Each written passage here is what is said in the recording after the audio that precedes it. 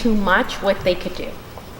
When you know that this is beyond you and you can't manage because y'all are both 15 and you don't know what to do with that, then go somewhere. Who could you talk to?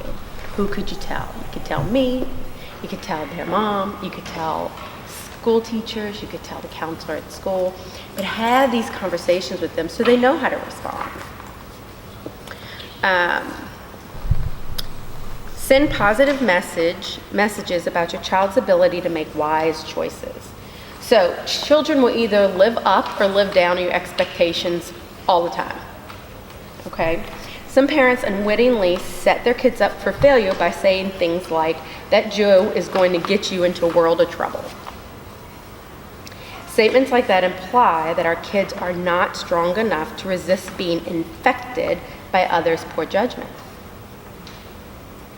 So, love and logic parents set positive expectations by making loving comments like, honey, Joe sure is lucky to have a friend like you who makes such smart choices. Right? I know a dad, they knew that their son was hanging out with these kids that were using. Like they knew. Everybody kind of knew. But they also knew that they could not say that he couldn't hang out with them. Right? Because then that just pushes them away. So they did this. They said how lucky these kids are. And the son's response was, when I'm with them, they don't use. And that was huge. Now, the parents still worried about it. They still worried about their son being in the situation. But their son apparently managed the situation better than what they thought. And if they would have gotten involved, it would have been the conflict that could have pushed him the other way. Right? That is hard for me, right? All the time it's hard. Because in my head I have ideas about stuff. And I know more information than a lot of people know about some of the kids that I can't share either, right? So I have it, but I still can't say anything and do anything about it, which kind of blows. And I have to encourage them to just make good choices and that I trust them, which you do. You have to be able to trust them. And remember, we started with trust. We always talk about how kids have to earn our trust, and it actually goes the opposite direction. They have to be able to trust us first. Right? She won't even tell me.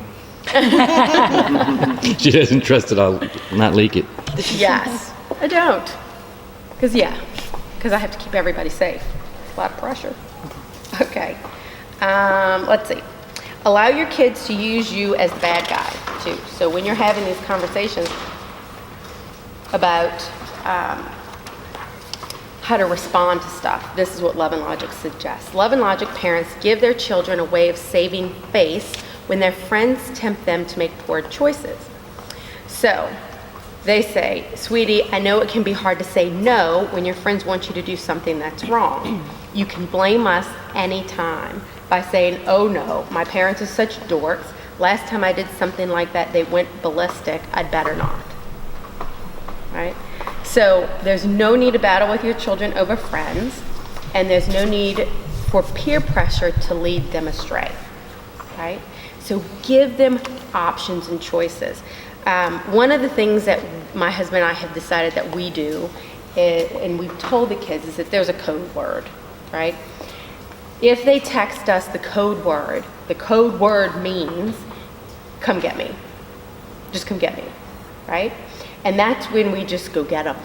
And we've said to them, and without asking questions, we will come, no questions asked.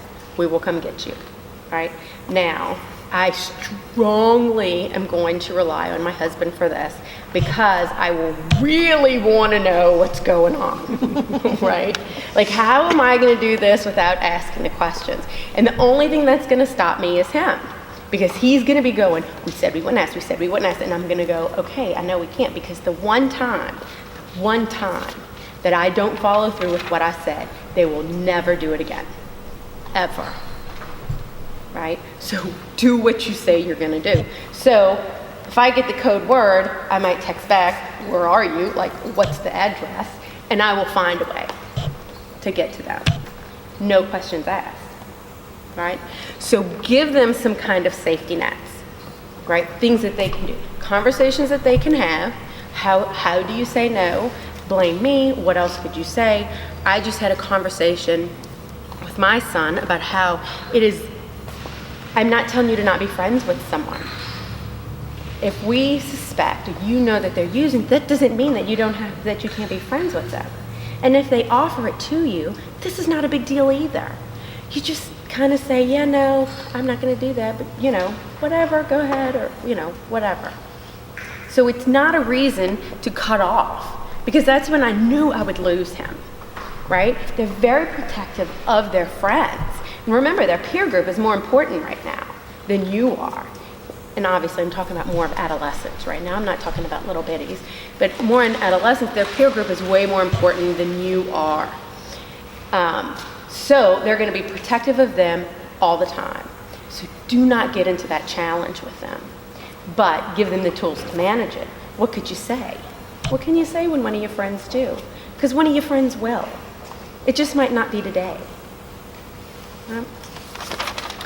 Okay, so alcohol is the most common used drug. Okay?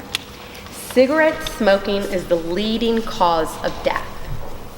The reason cigarette smoking is a leading cause of death is because of its connection to heart disease and cancer.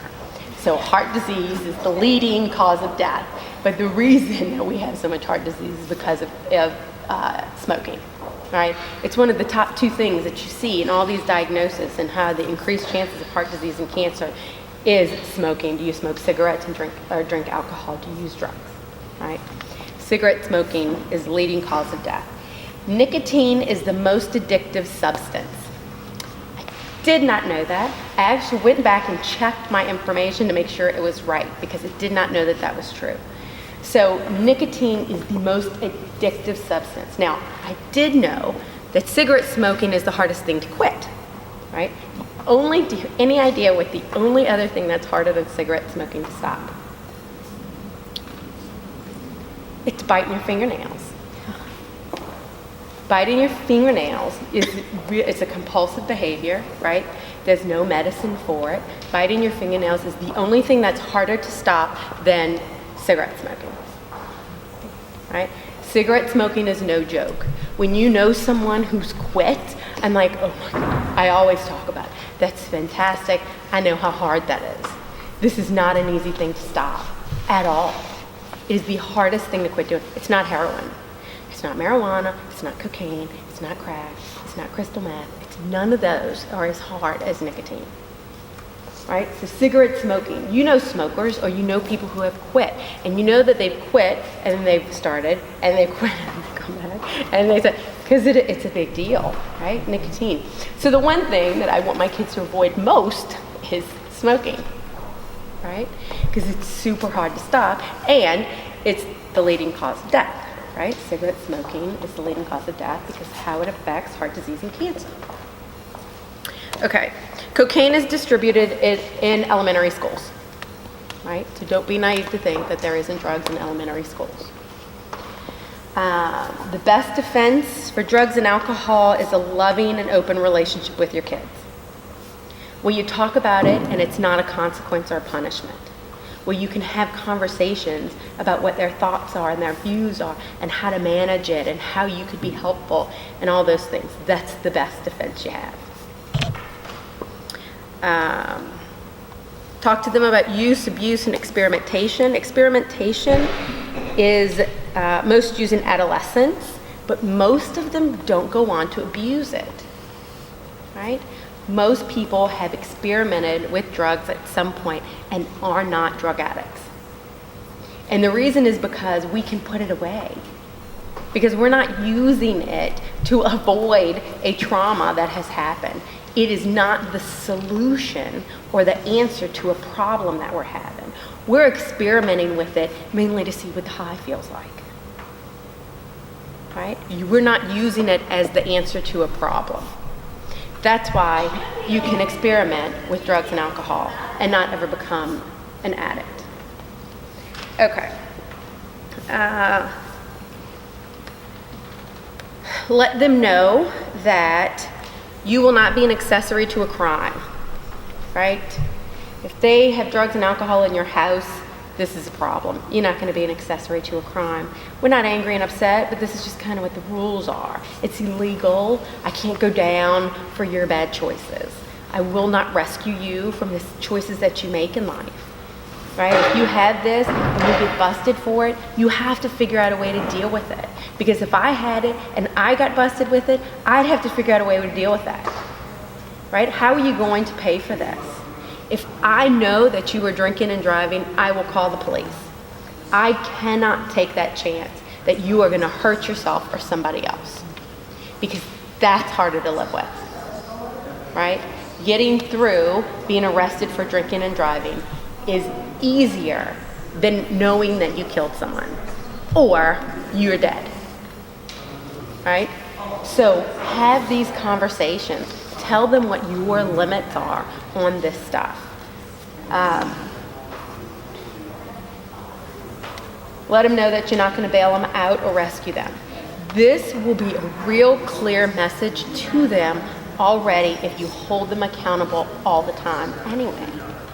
If in life you hold them accountable for the mistakes that they make without rescuing them, they will know that if they are drinking and driving, it is on them. Right? This is you are not going to save them. You are not going to rescue them from that situation. And unfortunately, a lot of times you don't have a choice. If the criminal justice system is involved in it, you're kind of, what are you going to do anyway? So say these things, have these, but make it a conversation and not just a lecture about it.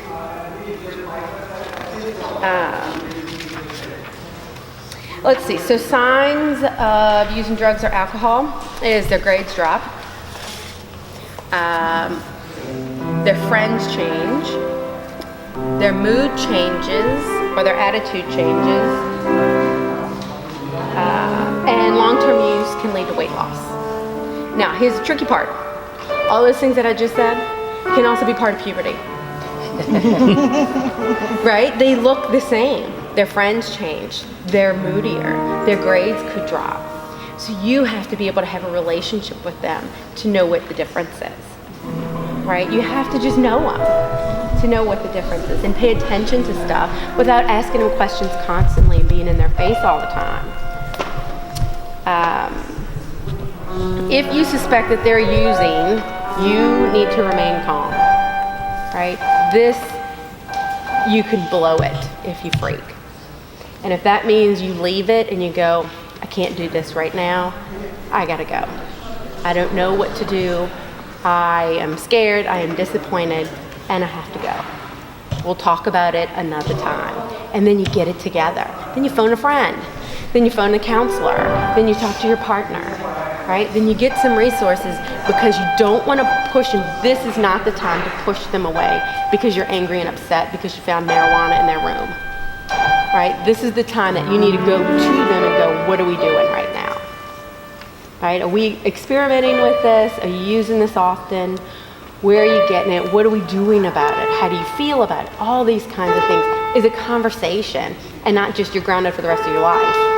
Give me the keys to the car. You're not going anywhere, right?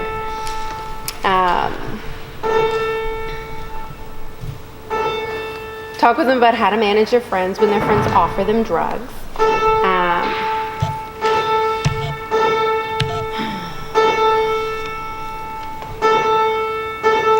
The one thing that my husband and I have talked about a lot, and I've talked to other people a lot about, is Uber and Lyft, and how significant that is generationally for our kids at this point, because we never had that as an option, right? It was call your mom or take the chance, right? I took the chance every time. I grew up in New Orleans, right? We could drive at 15, we could drink at 18, right? We always took the chance. I don't know why we made it through. I have no idea. When I think about the stuff that I was doing at 15, and my son is 15, it frightens me a lot. Like, I pray that he does not choose my path. So I do believe that I am lucky, right? Because that was the norm. Now we actually get this Uber thing for us. And we've talked about how this is significant, how this could be their solution, how this could make cigarette smoking a faux pas. Like, we can drinking and driving faux pas like cigarette smoking is. Cigarette smoking is more faux pas. Now if they're going to do anything, they're going to vape. They're not going to use cigarettes. And let me talk about vape just for a minute. I don't know that much about it. Here's what I have read about it. Vaping is a way to step down from nicotine, right? There is the ability to have a measured amount of nicotine that goes down lower and lower as you use it, which is a good thing, right? To stop a nicotine addiction. It doesn't stink, right? So that's another bonus. You don't smell like an ashtray all the time. But the problem with vaping is that there's no research behind it, right? We haven't had the longevity that we have with cigarettes. Like, we know everything that cigarettes can do now. It's been around forever. My concern is what's in them. I've read that there's lots of metals in vapes that you inhale into the lungs, right? So there is no long-term study with that. Kids like to vape. It tastes delicious, right? And they get a nicotine high from it. So caution them about doing things that we have no idea what it does later, right? We have no long-term studies about how this affects the lungs, but I'm thinking that inhaling anything into your lungs might not be a good idea. So Uber is a way for them to not drink and drive.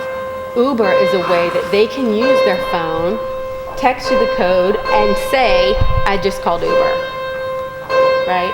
I got a ride. This is a way that your kids can still come home, have used Uber, and you not ask them about it. You just ask where the car is and how do we get it back, right? We don't even need to know that they came home, right, without their friend. Their friend was drinking and driving. They chose not to do that path, and they called Uber, right? So we still don't need to know the details of it. Now, hopefully you have a relationship with them enough that they share.